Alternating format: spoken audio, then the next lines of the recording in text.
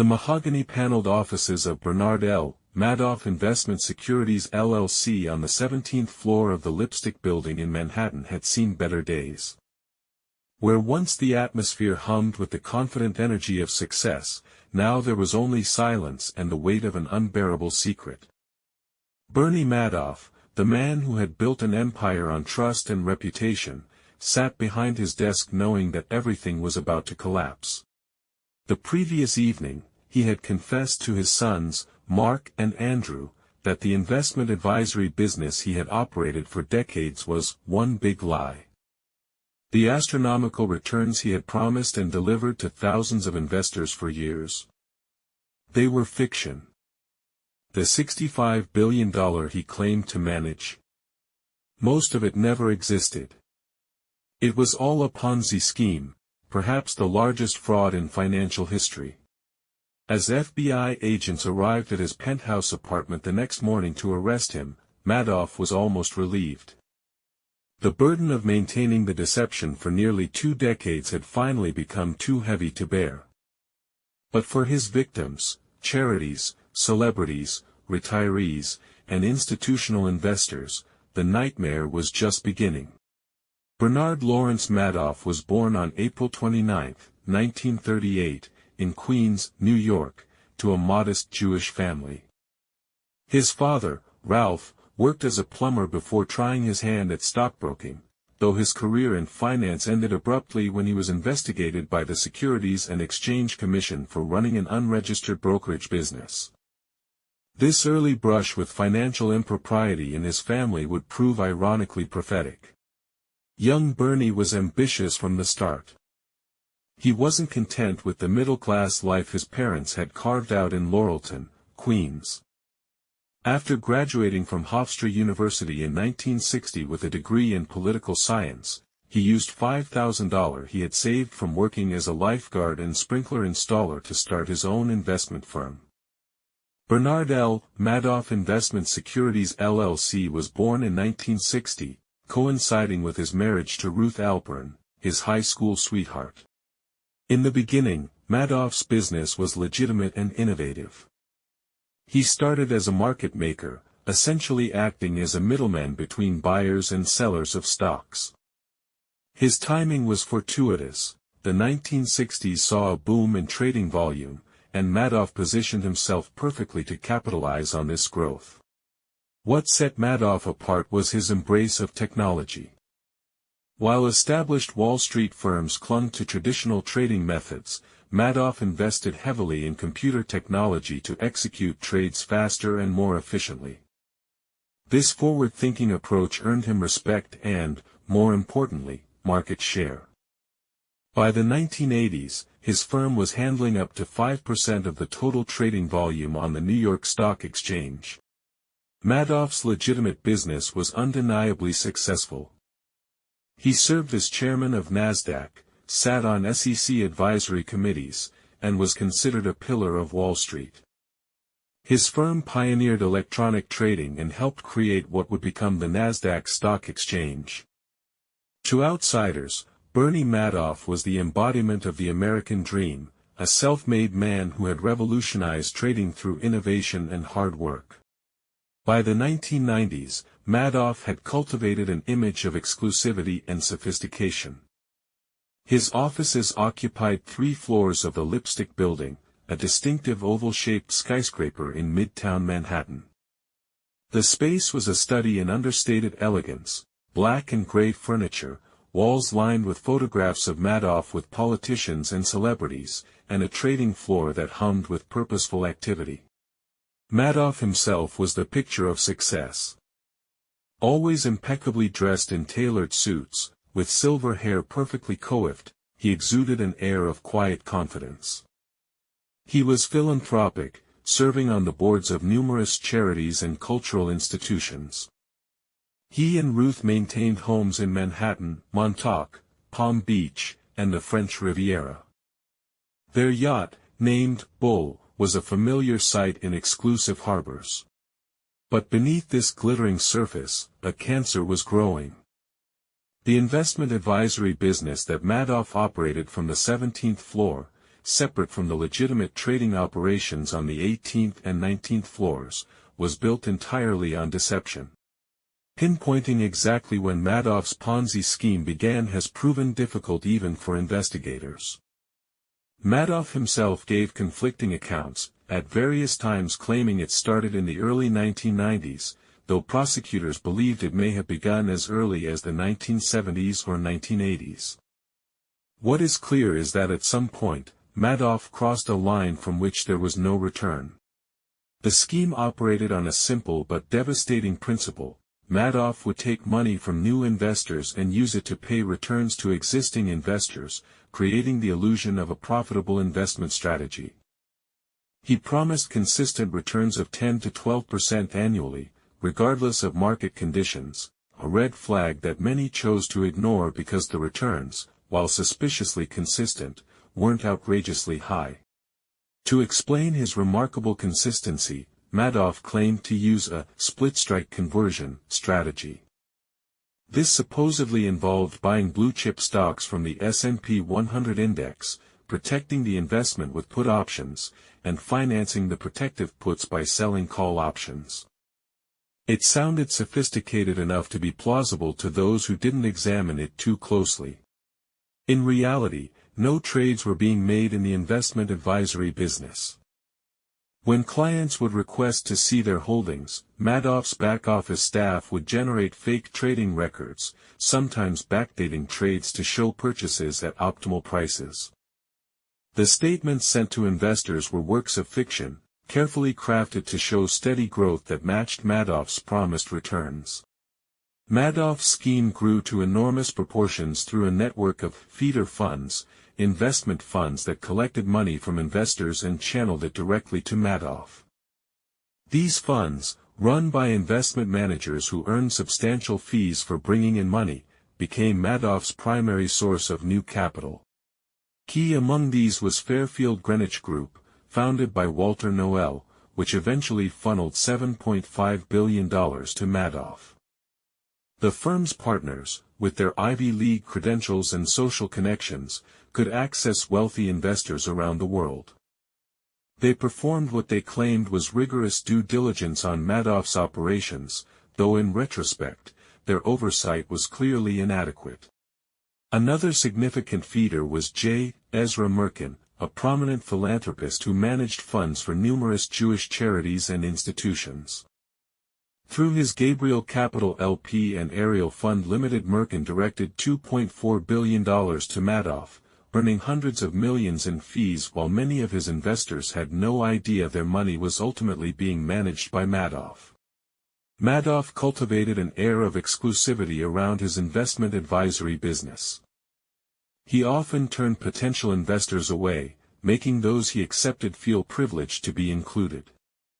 This reverse psychology was remarkably effective. People begged to invest with him, and existing clients rarely asked hard questions for fear of being cut off. The 17th floor, where the investment advisory business operated, was off-limits to most employees. The staff who worked there, mostly clerical workers without financial backgrounds, were told they were managing a highly exclusive investment fund for a select group of clients. They were instructed never to discuss their work with employees from the trading floors above. Frank DePascali, Madoff's right-hand man in the fraud, oversaw the creation of fake trades and statements. He and a small team would wait until after markets closed to see where stocks had traded, then create fictional trades that would produce the desired returns. They even created a computer program specifically designed to generate fake trading blotters that could be shown to auditors or curious clients. As the scheme grew through the 1990s and 2000s, so did the Madoff's lifestyle. Their penthouse apartment on East 64th Street in Manhattan was valued at $7 million. The house in Montauk, perched on the Atlantic Ocean, was worth $3 million. The Palm Beach mansion, where they spent winters, was an $11 million waterfront estate. They owned yachts, private jets were at their disposal, and Ruth Madoff's personal spending often exceeded $100,000 per month. Bernie became a fixture in Palm Beach society, joining the exclusive Palm Beach Country Club, where membership required a $300,000 initiation fee. He donated generously to theaters, hospitals, and universities. His name adorned buildings and scholarship funds. To all appearances, he was a titan of finance enjoying the fruits of his success. Madoff's client list read like a who's who of wealth and celebrity. Steven Spielberg, Kevin Bacon, Kyra Sedgwick, John Malkovich, and Zsa Zsa Gabor all invested with him. Elie Wiesel, the Nobel laureate and Holocaust survivor, lost his life savings and his foundation's endowment. The owners of the New York Mets, Fred Wilpon and Saul Katz, were major investors. But it wasn't just the wealthy who suffered. Thousands of retirees had entrusted their life savings to Madoff, either directly or through feeder funds. Charities that depended on consistent returns to fund their operations were devastated. The Lapin Foundation, which funded Jewish educational programs, was forced to close entirely. Hadassah, the women's Zionist organization, lost $90 million. Perhaps most tragically, Madoff had preyed extensively on his own Jewish community, using shared religious and cultural ties to build trust. He infiltrated Jewish country clubs, charities, and social circles, leveraging these connections to expand his scheme. The betrayal felt by this community would be particularly acute when the fraud was revealed. Throughout the 2000s, there were numerous warning signs that should have alerted regulators and investors to the fraud. Harry Markopoulos, a financial analyst and certified fraud examiner, had been trying to expose Madoff since 1999. He repeatedly submitted detailed reports to the SEC explaining why Madoff's returns were mathematically impossible and suggesting he was running a Ponzi scheme. Markopoulos pointed out numerous red flags. Madoff's returns were too consistent, his options trading strategy couldn't possibly work at the scale he claimed, the volume of options he would need to trade exceeded the entire market, and his auditor was a tiny three-person firm operating out of a strip mall in suburban New York, hardly appropriate for a multi-billion-dollar operation. The SEC investigated Madoff multiple times but never uncovered the fraud. In 2006, they even investigated specifically whether he was running a Ponzi scheme but concluded he was not.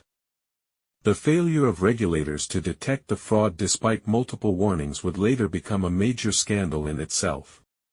By 2008, Madoff was managing what he claimed was $65 billion in assets. But the financial crisis that erupted that year would prove to be his undoing. As markets crashed and investors panicked, redemption requests poured in. Clients wanted their money back, and for a Ponzi scheme, large-scale redemptions are fatal. In previous market downturns, Madoff had managed to survive by attracting new investors to cover redemptions. But the 2008 crisis was different. Not only were redemptions accelerating, but new investments had dried up. By November 2008, clients had requested $7 billion in redemptions that Madoff couldn't meet. Desperate, Madoff tried to engineer one last score.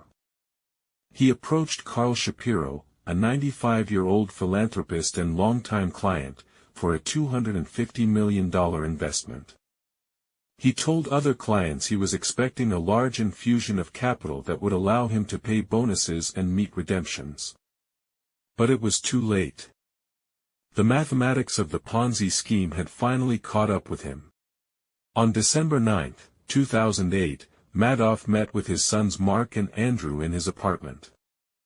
Both worked in a legitimate trading business and had been pressing their father about bonuses he had promised to pay despite claiming the firm was struggling with redemptions. What Madoff told them that day would shatter their world. He confessed that the investment advisory business was a fraud, a giant Ponzi scheme. He had been paying returns to some investors with money from others for years. There were no investments, no trades, no profits. It was all, in his words, one big lie. He estimated the fraud at $50 billion, though the true extent was even larger. Mark and Andrew were devastated and furious. After consulting with a lawyer, they contacted the FBI. The next morning, December 11, 2008, FBI agents arrived at Madoff's penthouse. When they asked if he knew why they were there, Madoff replied, "We're not going to be able to keep this up." He was arrested and charged with securities fraud. News of Madoff's arrest sent shockwaves through the financial world.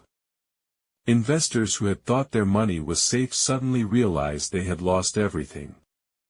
Feeder funds that had sent billions to Madoff faced ruin and lawsuits. Financial institutions that had lent money to investors based on their Madoff holdings faced massive losses. The human toll was immediate and devastating. William Foxton, a British Army major who had lost his life savings, committed suicide. René Magan de la Villehuchet, a French aristocrat whose fund had invested $1.4 billion with Madoff, was found dead in his Manhattan office. Many elderly investors who had thought they were set for retirement suddenly found themselves penniless. Madoff was initially released on $10 million bail, confined to his penthouse under house arrest. The spectacle of him living in luxury while his victims suffered caused public outrage. Prosecutors argued he should be jailed immediately, and on March 12, 2009, after pleading guilty to 11 federal felonies, Madoff was remanded to custody. Standing before Judge Denny Chin in a packed Manhattan courtroom on March 12, 2009, Madoff delivered a statement that was part confession, part apology, but ultimately unsatisfying to his victims. He admitted to operating a Ponzi scheme through the investment advisory arm of his firm, claiming it began in the early 1990s during a market downturn. "I believed it would end shortly and I would be able to extricate myself and my clients from the scheme," Madoff said. However, this proved difficult, and ultimately impossible, and as the years went by I realized that my arrest and this day would inevitably come. He turned to face his victims in the courtroom and said, "I have left a legacy of shame, as some of my victims have pointed out, to my family and my grandchildren. This is something I will live with for the rest of my life. I'm sorry." Many victims found his apology hollow. They noted that he still seemed to be minimizing his crime, claiming it started later than evidence suggested and refusing to implicate others who must have helped him. On June 29, 2009, Bernie Madoff returned to court for sentencing. The courtroom was packed with victims who had submitted thousands of pages of impact statements. Many spoke of destroyed retirements, shuttered charities, and psychological trauma that would never heal. Bert Ross, who had lost $5 million, told the court, "I, along with my wife, my children, and my mother-in-law, have suffered and will continue to suffer immense and life-altering financial, physical, and emotional damage." Prosecutors requested 150 years in prison, the maximum sentence. Madoff's lawyer argued for 12 years, noting his client's age and cooperation. Judge Chin, after hearing from victims, imposed the full 150-year sentence, calling Madoff's crimes extraordinarily evil, and noting that breach of trust was massive. The sentence ensured Madoff would die in prison. As he was led away in handcuffs, some victims applauded. Others wept. None would ever fully recover what they had lost. The investigation into Madoff's fraud expanded rapidly. Prosecutors pursued employees who had helped maintain the scheme, feeder fund managers who had directed money to Madoff, and financial institutions that had enabled the fraud. Frank D. Pasquale, Madoff's lieutenant, pleaded guilty and became a cooperating witness, detailing how the fraud operated before dying of lung cancer in 2015 while awaiting sentencing. Several other employees were convicted and sentenced to prison, including Madoff's secretary, Annette Bongiorno, who received 6 years. The trustee appointed to recover funds for victims, Irving Picard, launched an aggressive campaign to claw back money from those who had profited from the scheme. This included investors who had withdrawn more than they invested and feeder funds that had earned fees. The legal battles would continue for years, with Picard eventually recovering over $14 billion for victims. Perhaps no one suffered more from Madoff's crimes than his own family. Ruth Madoff, who claimed ignorance of the fraud, was ostracized from New York society. She was forced to forfeit $80 million in assets, keeping only $2.5 million as part of a deal with prosecutors. Old friends turned their backs on her, and she was banned from the beauty salon she had frequented for years. The toll on Madoff's sons was even more devastating.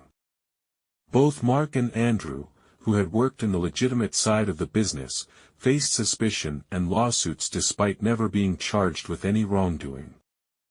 They were sued by the trustee seeking to recover compensation they had received from their father's firm.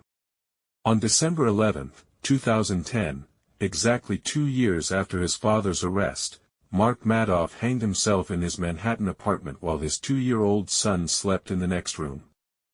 He had been tormented by anger, shame, and the constant scrutiny. His suicide note included the words, "Bernie, now you know how you have destroyed the lives of your sons by your life of deceit." Andrew Madoff battled cancer while dealing with the aftermath of his father's crimes. He died in 2014 at age 48 from lymphoma, though many close to him believed the stress of the scandal had accelerated his illness. Before his death, he published a memoir detailing his anger at his father and his struggle to rebuild his life.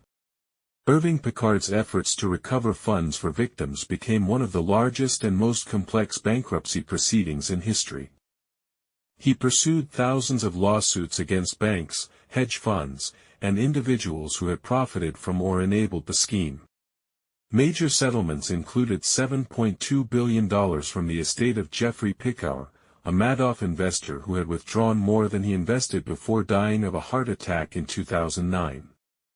J.P. Morgan Chase, Madoff's primary bank, paid $2.6 billion to settle claims they had ignored red flags. HSBC and other banks paid hundreds of millions more. By 2024, Picard had recovered approximately $14.4 billion, allowing victims to recover about 70% of their allowed claims, far more than typical Ponzi scheme victims ever see, though still leaving many with substantial losses. The Madoff scandal exposed massive failures in financial regulation. The SEC was excoriated for missing numerous opportunities to catch the fraud despite explicit warnings.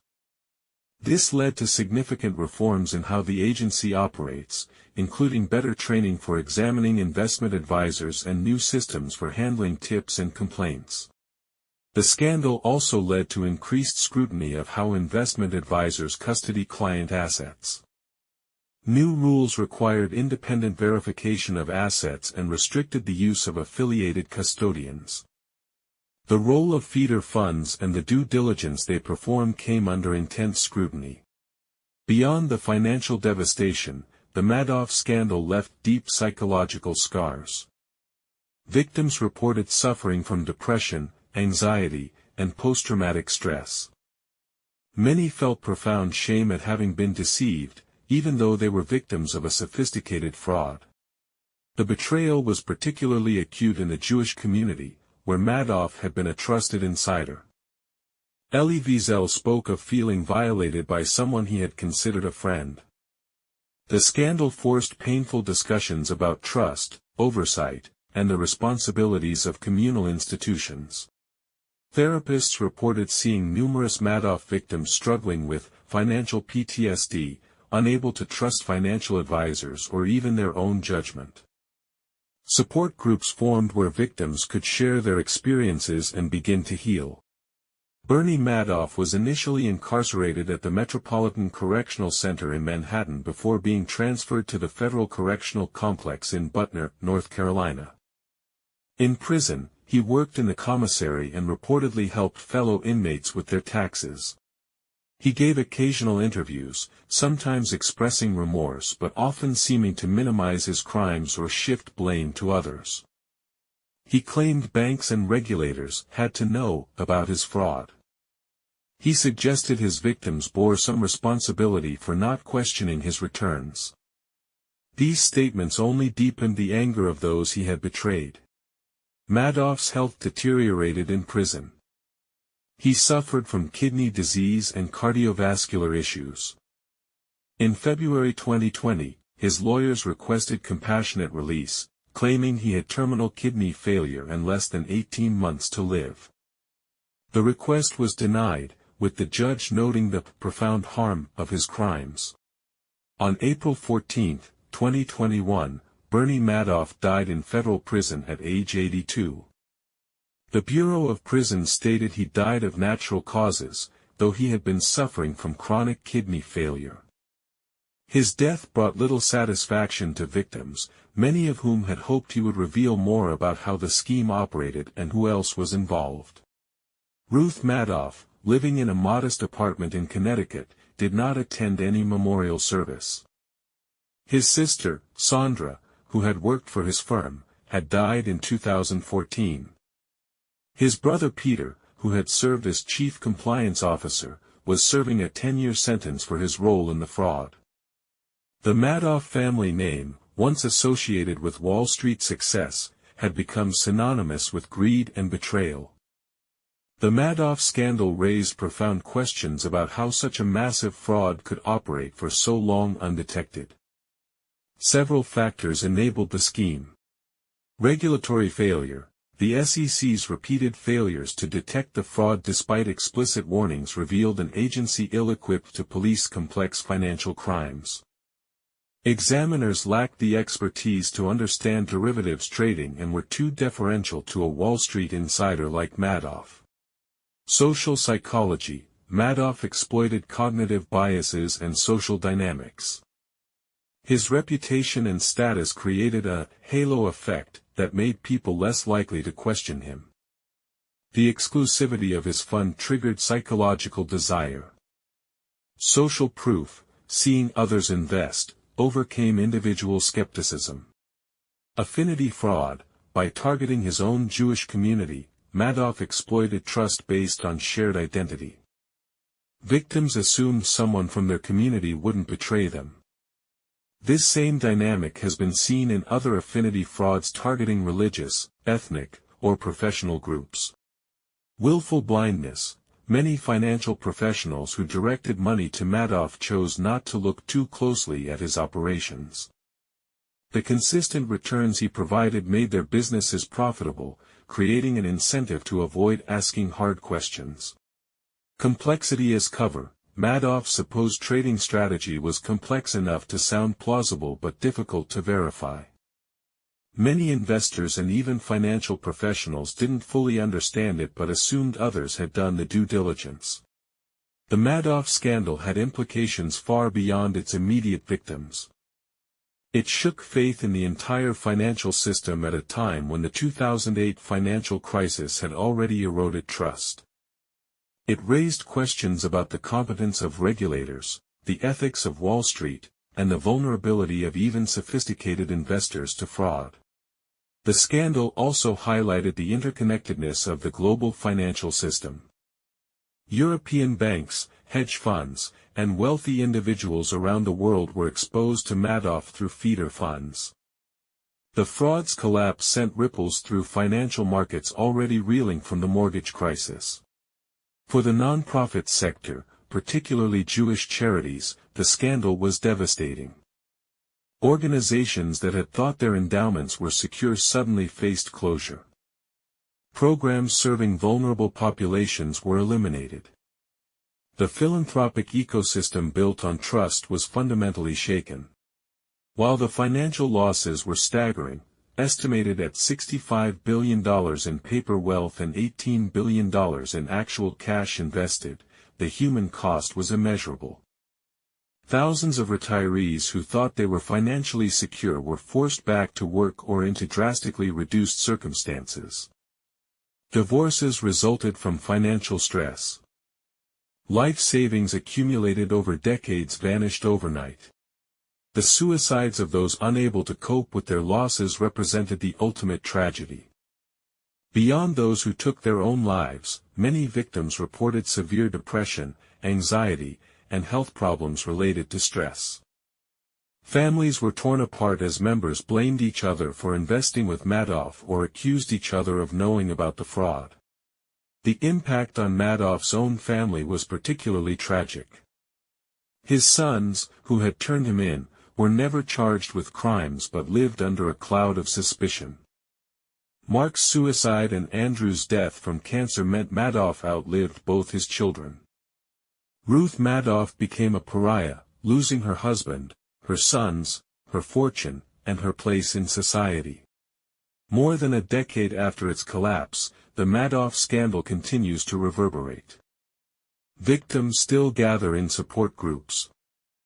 Legal battles over recovered funds continue. The name Madoff has entered the lexicon as shorthand for financial fraud, joining Charles Ponzi himself in the pantheon of infamous schemers. Yet for all the investigations, trials, and analysis, questions remain. How early did the fraud really begin? Who else knew or should have known? How many similar schemes operate today undetected? These uncertainties add to the unsettling legacy of the scandal. The Madoff case serves as a cautionary tale about the dangers of unchecked trust, the importance of skepticism even, or especially, when dealing with respected figures, and the need for robust regulatory oversight. It reminds us that financial predators often come dressed in expensive suits and bearing impressive credentials. For students of criminal history, the Madoff scandal offers rich material for understanding how white-collar crime operates, how social dynamics enable fraud, and how devastating financial crimes can be. It shows that the greatest thefts are often accomplished not with guns but with spreadsheets, not through violence but through violation of trust. Bernie Madoff died in prison, taking many secrets with him. But his legacy lives on, in strengthened regulations, in wounded families, in charities that no longer exist, and in the collective memory of a financial world that learned, too late and at too high a cost, that even legends can be lies. The story of Bernie Madoff is ultimately a tragedy, not just for the thousands who lost their savings, but for what it revealed about human nature, our capacity for greed, our susceptibility to deception, and the ease with which trust, once broken, shatters lives. It stands as one of the most significant financial crimes in history, a stark reminder that in the world of investment, as in life, if something seems too good to be true, it probably is. In the end, Madoff's perfectly consistent returns were revealed to be perfectly consistent lies.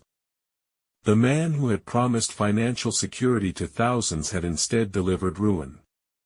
The architect of one of history's greatest frauds died in disgrace, his name forever synonymous with betrayal, leaving behind a trail of destruction that will echo through generations. The Madoff scandal remains a defining moment in financial history, a cautionary tale of unchecked ambition, regulatory failure, and the devastating power of systematized deception.